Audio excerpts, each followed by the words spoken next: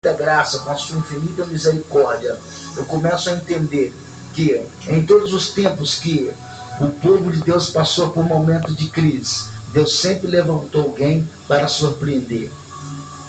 Deus, ele é um ser muito tremendo, sobrenatural. Falar de Deus, não há como nós tentar explicar a soberania, o poder, o tamanho de Deus.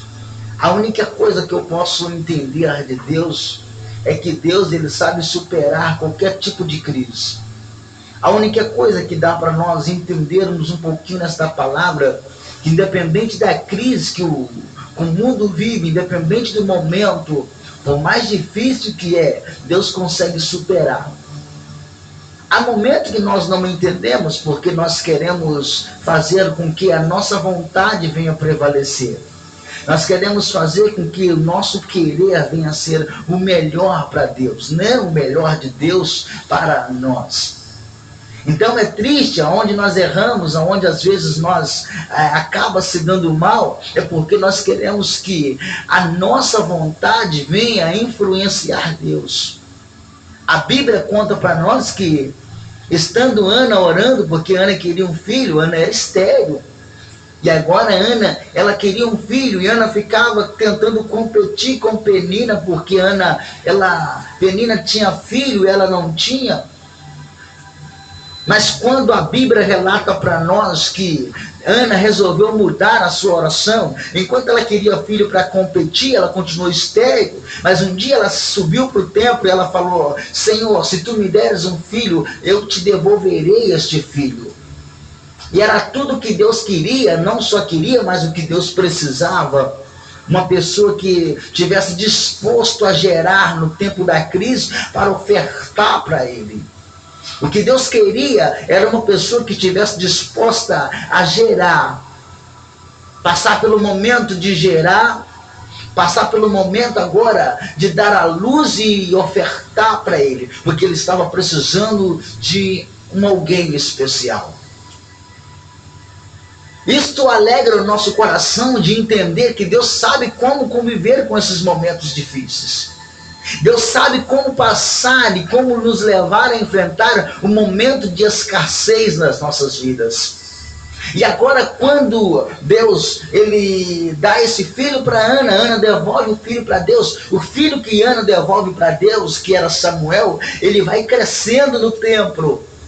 Só que naqueles dias, o templo, a casa de Deus, o povo de Deus estava passando por uma crise, que era uma das piores crises, porque era a crise espiritual. A crise financeira, ela é ruim? Sim, ela é ruim. Mas a pior crise que o homem pode enfrentar é a crise espiritual. É de não ouvir mais Deus falar.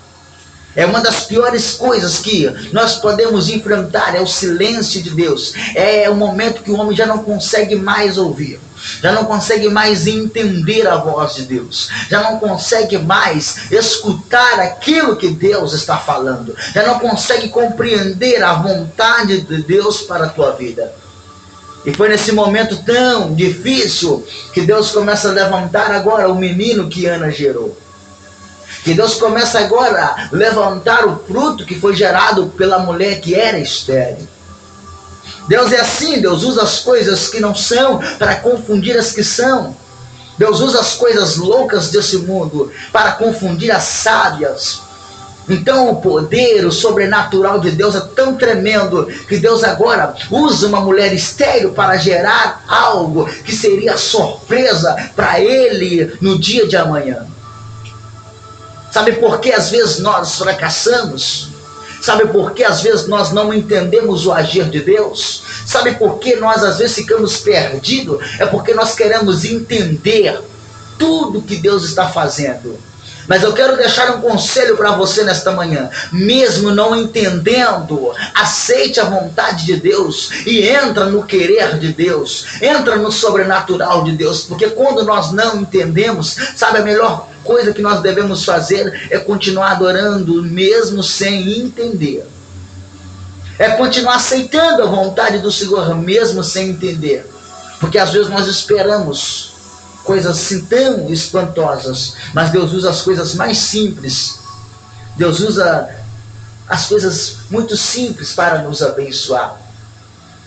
E aquele dia o povo de Israel, eu sinto a presença de Deus aqui. Naquele momento o povo de Israel estava passando por uma escassez, porque o sacerdote já tinha se corrompido. Os filhos do sacerdote já tinham se corrompido. Eli, que era o sacerdote de Deus, já não estava nem enxergando mais direito. O pecado já tinha predominado, já tinha tomado conta. Mas eu glorifico ao Senhor, porque Deus sempre tem uma porta de escape para nós.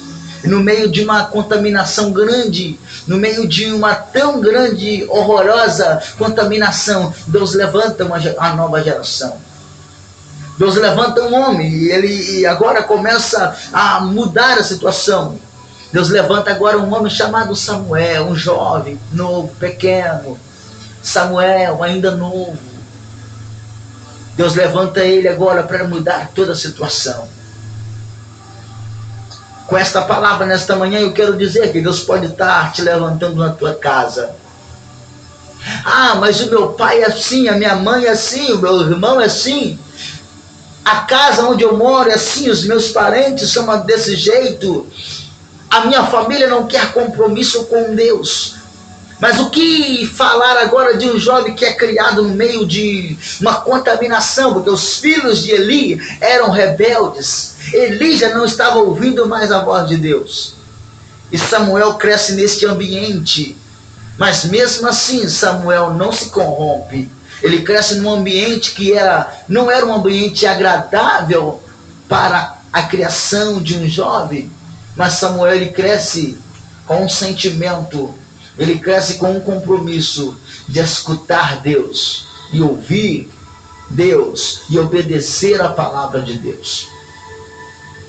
Eu sei que eu estou ministrando a palavra de Deus nesta manhã para pessoas que estão precisando de uma resposta de Deus. O que fazer no tempo da crise? Quem sabe o problema chegou na tua casa.